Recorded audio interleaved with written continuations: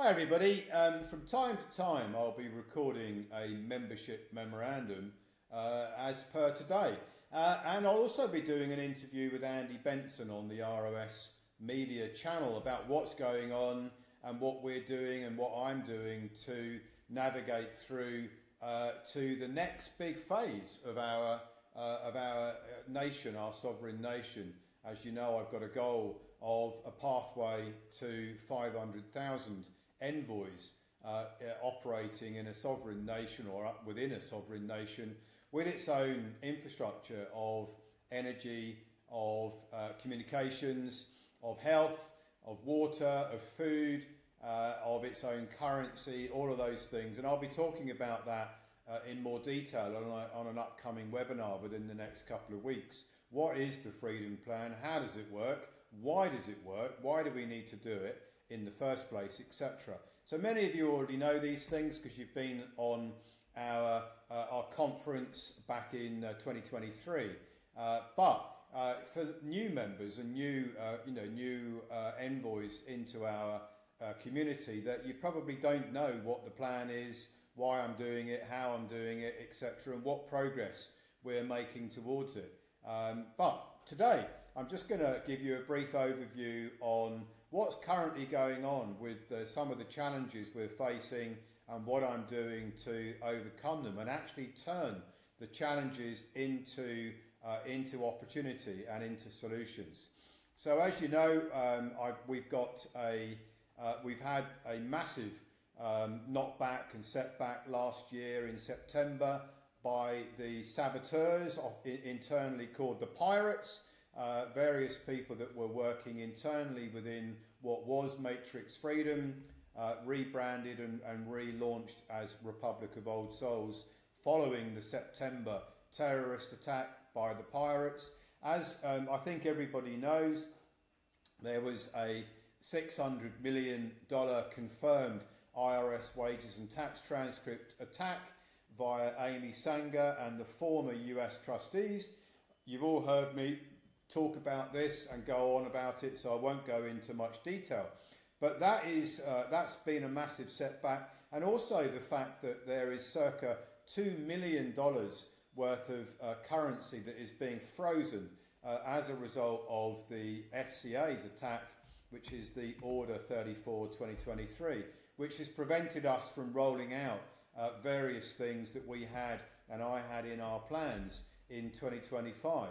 So between September of 2025 and now we're in April of 2026, we've actually done extremely well to keep on going, given the fact that our entire reserve was wiped out by the fraud of 𝐕𝐈𝐃 and our entire recoupment process was wiped out by the undermining and the fraudulent reports or the reports that 𝐕𝐈𝐃 and her pirates issued to the IRS, which undermined all of the recoupments, which were just about to pay out.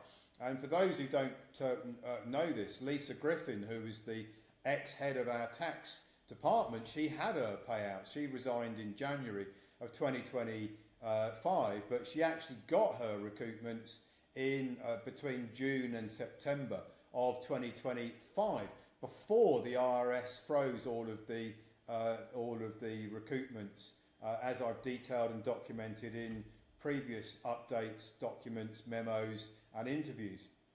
So we do have a track record of delivering on recoupments. We had 5 recoupment checks delivered in 2024 to our pilot scheme members. Lisa Griffin got her recoupments between June and September of 2025. And the Clifford Protocol, which, as you know, I've recently written a document which is signature credit. Could it win the Nobel Prize? A lot of people have had very positive comments on that, which is all the lawful reasons why recoupment works, how I've identified exactly how the system works and delivered and developed a system to lawfully enable members of Republic of Old Souls and envoys of Republic of Old Souls to recoup their signature credit, as I have also outlined on many of my webinars, in my technical books and documents, etc. But anyway, back to the update for today. We've been suffering from the permanent and perpetual propaganda that's out there. We've got people like Simon Goldberg, who's perpetually putting out propaganda. We've got Dan Needle, who's been employed by the FCA to put out propaganda. We've got the legacy of open democracy and their propagandists out there on the internet. We've got David Aarist and his propaganda being pushed out there. All of this is affecting our ability to recruit new members, but it is actually an opportunity for us to use it to our advantage, as all problems and challenges are. If you look at them from a different lens, you can actually use them for your advantage. And I'm certainly using the attacks, the propaganda attacks that we're perpetually suffering from, to use that to grow and to increase and to improve our levels of efficiency. Because when you're under threat, you've got to be optimally efficient, and that's the major upside of those propaganda attacks. It also makes us leaner, it makes us more nimble, and we're able to deal with the propaganda in a much more efficient way than probably we ever could have done if we'd never been under the offensive of these propaganda attacks. At the moment there's a battle going on.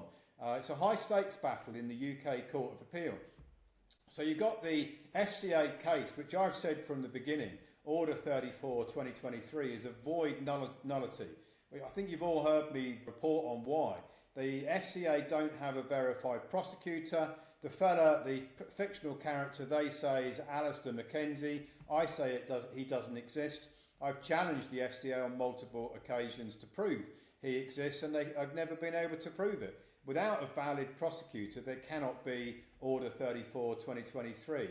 I've also challenged the fact that there's no evidence of any regulated services being provided by me or anybody else connected to what was Matrix Freedom. They've not been able to evidence that either. And then I've also challenged them over the fact that they served writs, warrants and orders on an email address that doesn't belong to me, and I don't have a registered address in the United Kingdom, so there's no service either.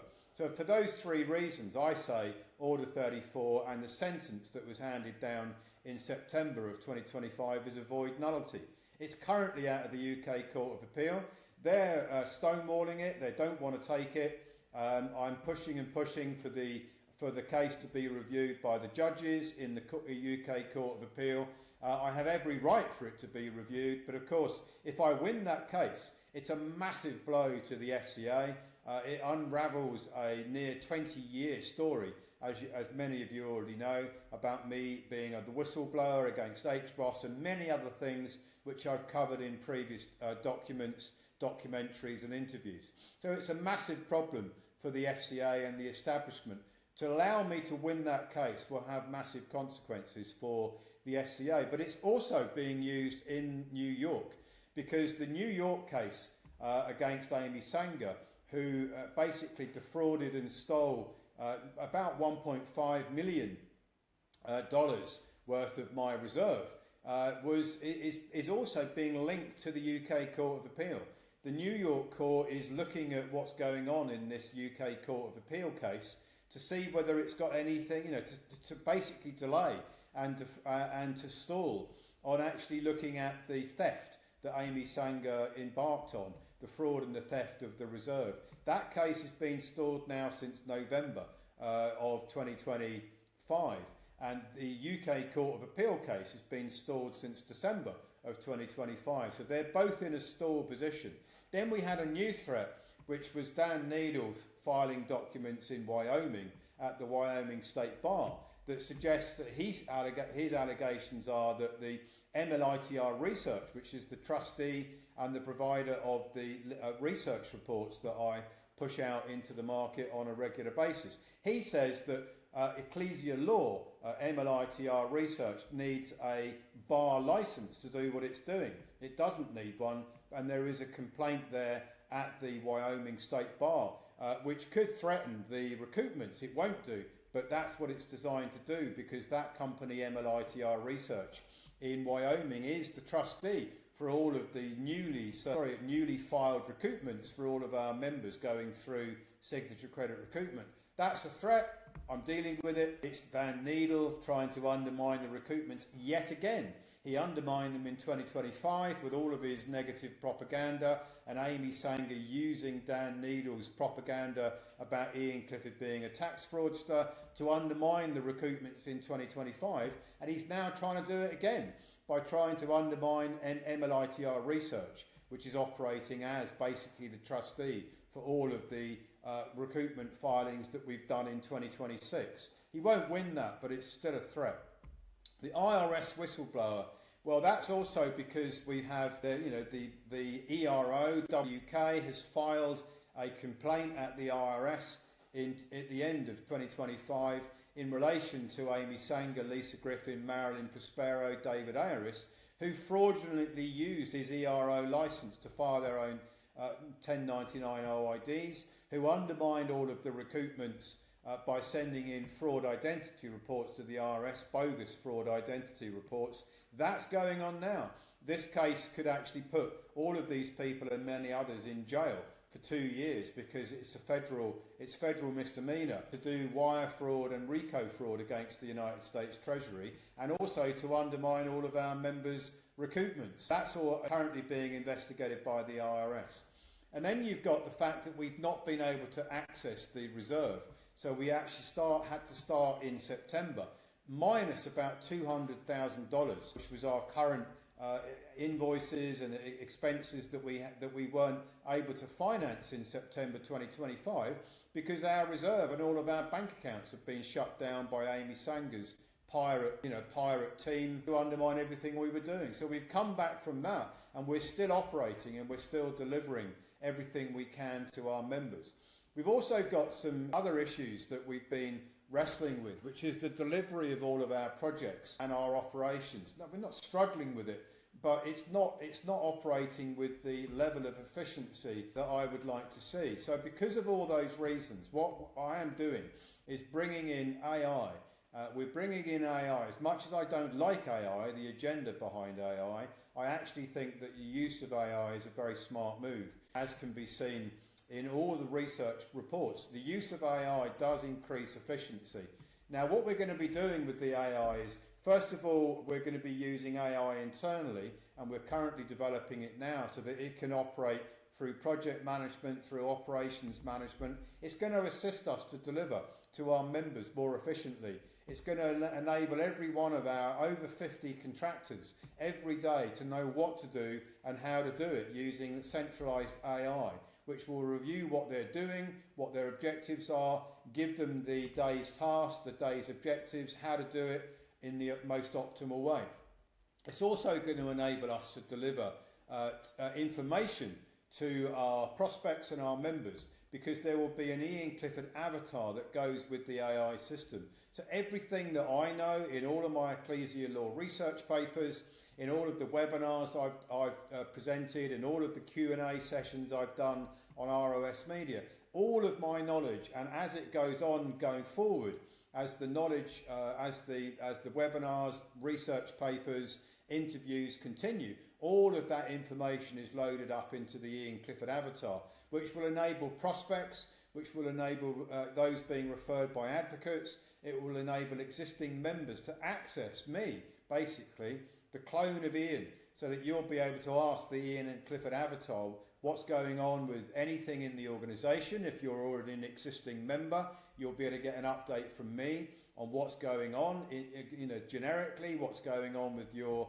protocols, what's going on with your process. But if you are a prospect, if you are looking at whether to join the Republic of Old Souls, if you're looking at what are we offering, how does it work, why does it work in all the protocols, then the avatar, Iain Clifford avatar, will be able to deliver presentations to you and answer all your questions.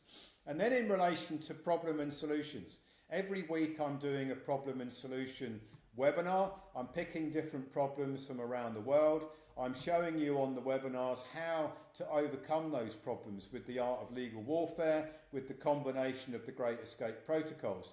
All of these things are, groundbreaking and play to my strengths as being a disruptor and a problem solver with my INTJ brain type and my ability to solve complex problems. But the problem is that if you wanted to void your mortgage, if you wanted to deal with mortgage foreclosure, if you want to deal with landlord taxes, which are destroying landlords in the UK, if you want to deal with Australian tax problems, if you want to deal with problems that are going on in New Zealand, Canada, in any of the countries that we have membership, then you need assistance, and we can't be providing individual assistance for each of these cases. So what I'm working on is rolling out an AI system which will be specifically designed to deal with mortgage foreclosure, to issue all of the documents that are required for the court cases, to use the Iain Clifford avatar so that you'll be able to ask it what to do and how to do it, to be able to use AI and an Iain Clifford avatar together to manage the cases, to manage the problems, to roll out the solutions, etc. In terms of the power of AI, it's a massively powerful innovation. Now, used in the right way, actually using AI to be able to recruit 500,000 envoys and take us into our own sovereign nation with its own infrastructure is the ultimate goal. Without the use of modern technology, there's no way could we achieve this. That's a little bit about what we're doing and how we're doing it. And then I just want to turn to just some stats on AI. I won't go through all of the executive summary, but I do want to go into some of the stats just very briefly on how AI is being used for things like marketing and sales, massive increases in productivity, in information flow, in prospects understanding what it is you're offering, how it works, why it works. So both in marketing and in sales, AI and AI avatars are making a huge difference around the world. Then looking at project management and operations management. The old way of doing things with project meetings, using Jira and scrumming projects and all of those, that's replaced by AI and the ability to coordinate everything and join all the dots up and give clear instructions to everybody working on projects on what to do and how to do it. And then you've got information delivery, so updates, being able to ask Iain the avatar what's going on with your own process, your own protocol, whatever it is you're doing with the organisation. You'll be able to ask 24/7 what's going on. That avatar will be directly connected to our platform so that you can go in there and have a look on your platform dashboard, but you could also ask the Iain Clifford avatar what's going on with your case. You could also use this if you're an advocate and you want to introduce people. Rather than try and explain what we're doing and how we're doing it, you can just introduce the person you're trying to refer to the Iain Clifford avatar. So all sorts of advantages. The future is obviously, there's lots of technology out there that's being rolled out. We're going to be using it for maximum effect. I completely understand the agenda behind AI, but if we can control it, we can actually use AI against the very people that are trying to control us. With the rollout of our freedom nation, with its own sovereign status, with its own infrastructure, using AI to assist us in recruiting new members, in delivering all of our objectives more efficiently, I believe that we can achieve the dream that I've got, the goal that I've got, which is to set 500,000 people free from the global control agenda. Thank you for watching.